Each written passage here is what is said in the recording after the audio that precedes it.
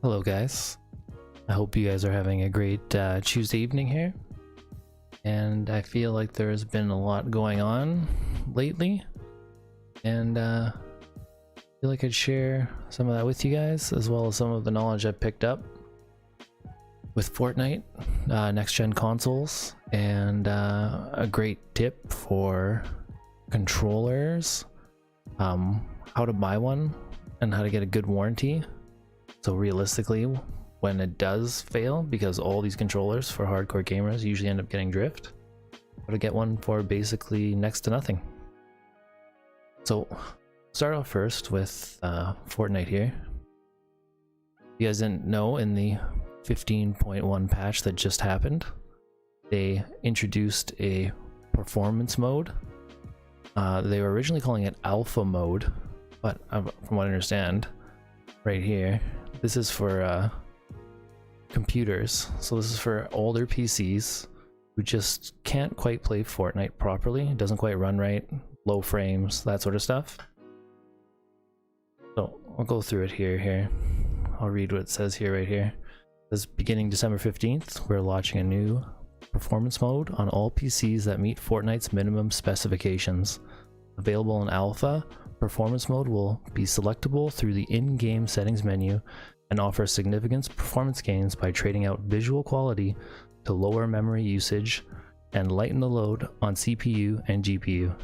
For players already on low scalability settings or less powerful hardware, this mode will allow the game to run better than before and maintain a smoother frame rate.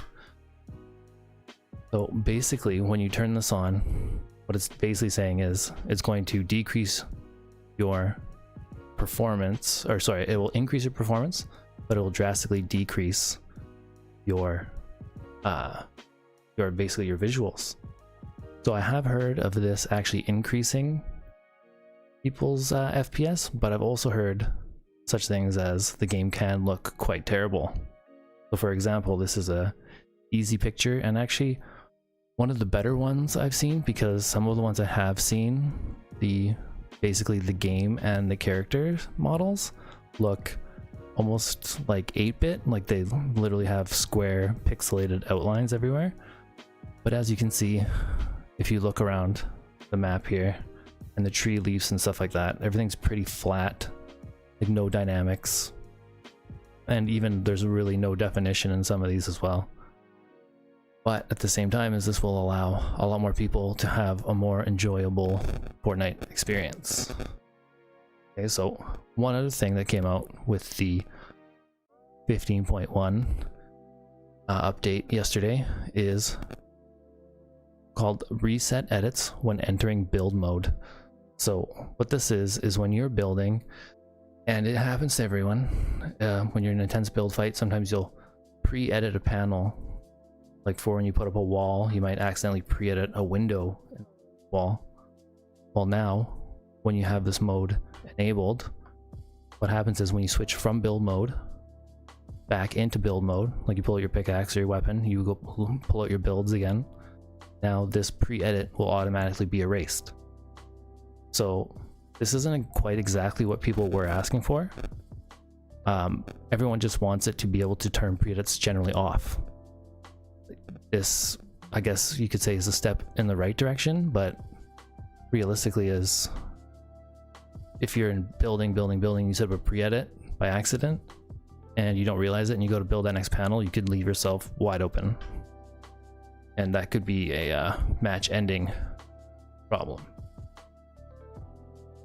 All right, so as for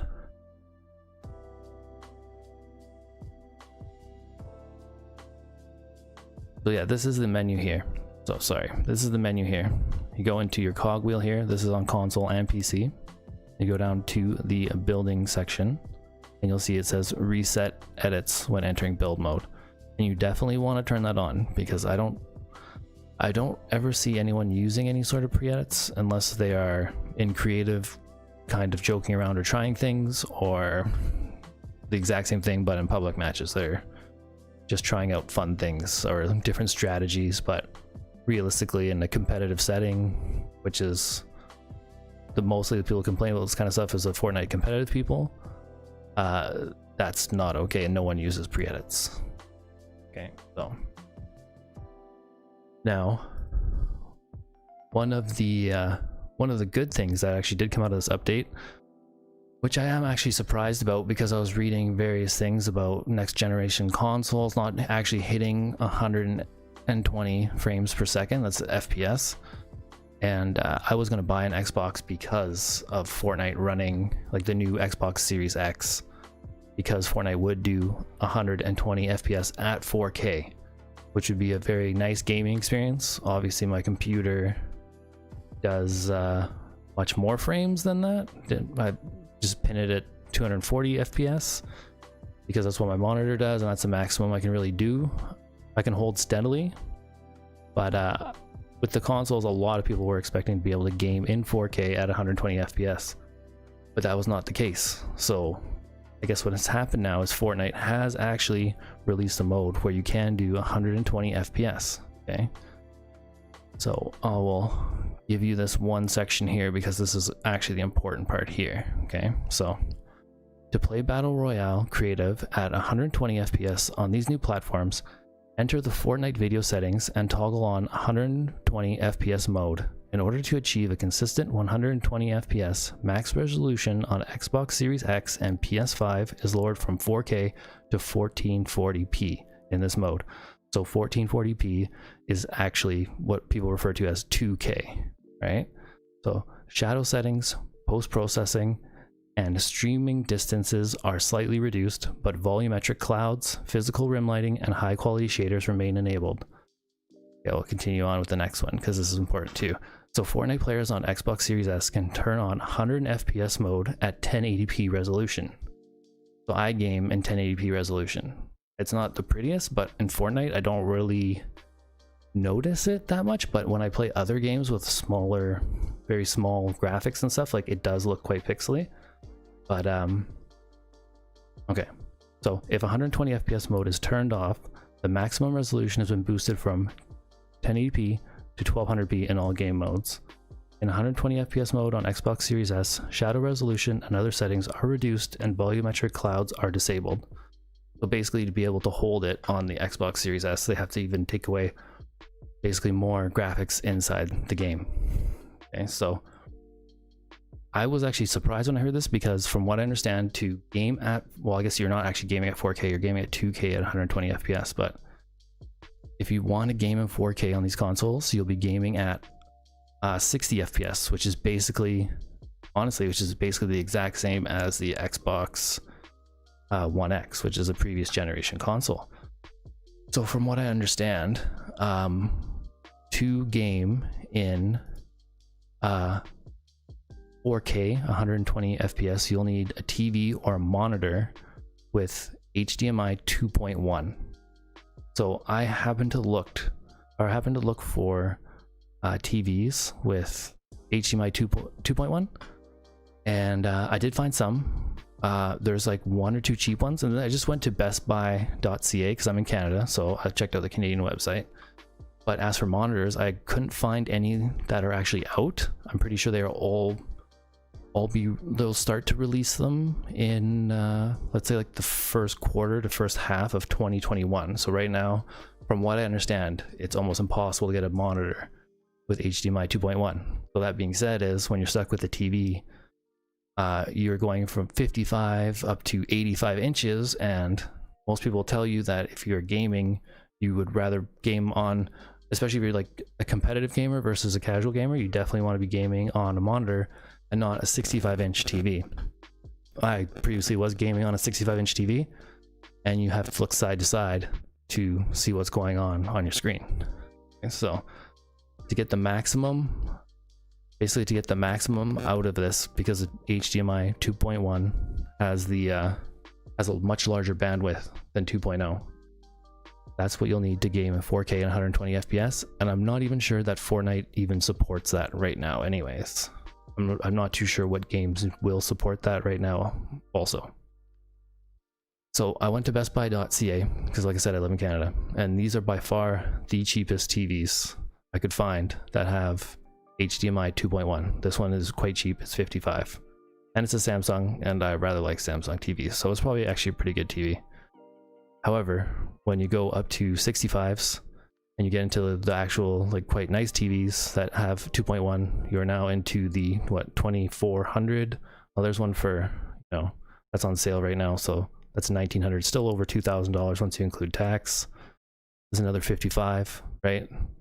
Not too sure what the difference between that one and the one up top is, but that's $1,700. So these are actually quite expensive TVs for if you're getting only 120 refresh rate with this FPS. All right, so now we're going to talk about controllers and next generation consoles, because there's been a bit of an issue with, especially with PlayStation 5.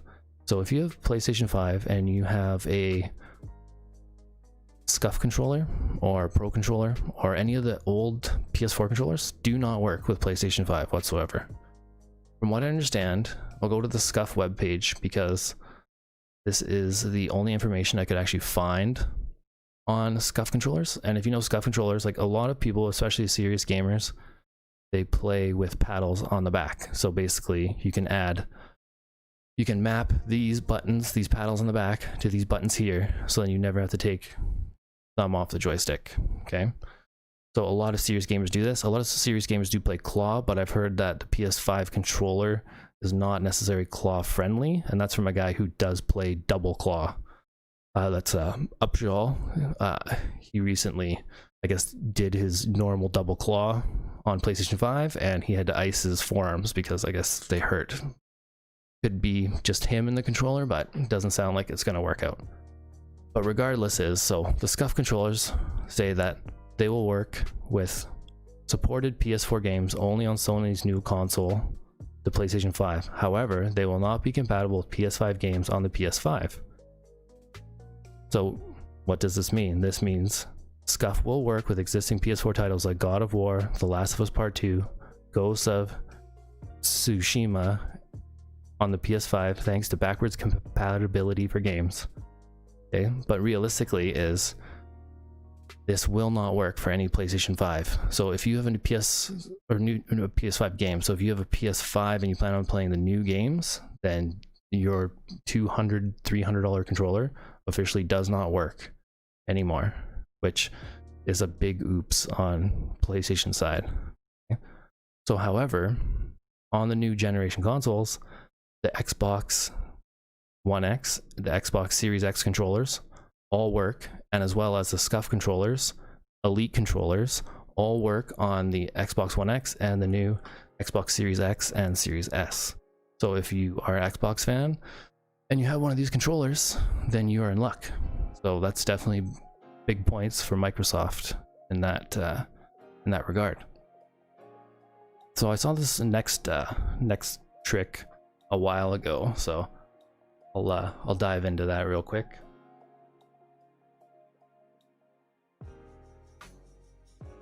So basically, if you've purchased an expensive controller like an Elite controller for Xbox, or even just a normal controller like a replacement controller for Xbox or PlayStation, I'm pretty sure PlayStation has a Pro controller. Basically, probably within a year, if not 2 years, if you game a lot, you're going to end up getting stick drift. So what I've heard before from a YouTuber named Gronky, who's a console Fortnite player, is what you do is you go to your local Best Buy. This is I'm not too sure. I'm not too sure so this is Canadian prices, so I'm not too sure what the American price is. So this is a Canadian Xbox Series 2 wireless controller. So you definitely want to go down into the store, because when you go into the store, what I found is if you decide that, if you like slow play it a bit and pretend like you hum and haw about it, you want to get this 2-year plan. But what you can do is if you hum and haw and I don't know, blah, blah, blah, do you think, you can literally say to people, do you think you can knock off anything off the controller and then I'll pick this up? Because they get paid on commission to sell you this. They get money when you buy this. They don't get any extra money when they buy this. Just like that, okay? So you can I've actually got discount off Switch Joy-Cons because I purchased this, okay? They'll knock off money off this, okay? So basically what happens is you buy this and you buy it with the 2-year protection warranty. Yeah, this warranty basically, as long as you don't smash your controller or pour water on it or something like that, then realistically within 2 years, if you game a lot, your stick is going to get drift. So what happens is basically is you buy this with this, and you can walk into a store, say my controller has drift.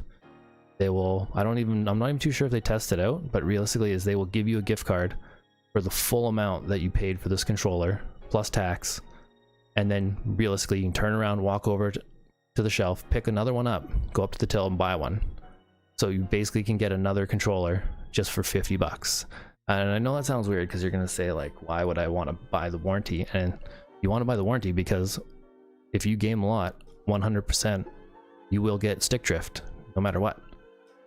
And even so I have a Xbox Series 1 Elite controller right here. And this thing used to have stick drift quite a bit. I've actually taken this apart multiple times and I've cleaned it out, and I've actually used a specific type of electrical contact cleaner to clean this out so it stopped getting stick drift. However, if I had this warranty, I could have just walked into the store and got a brand new one off the shelf.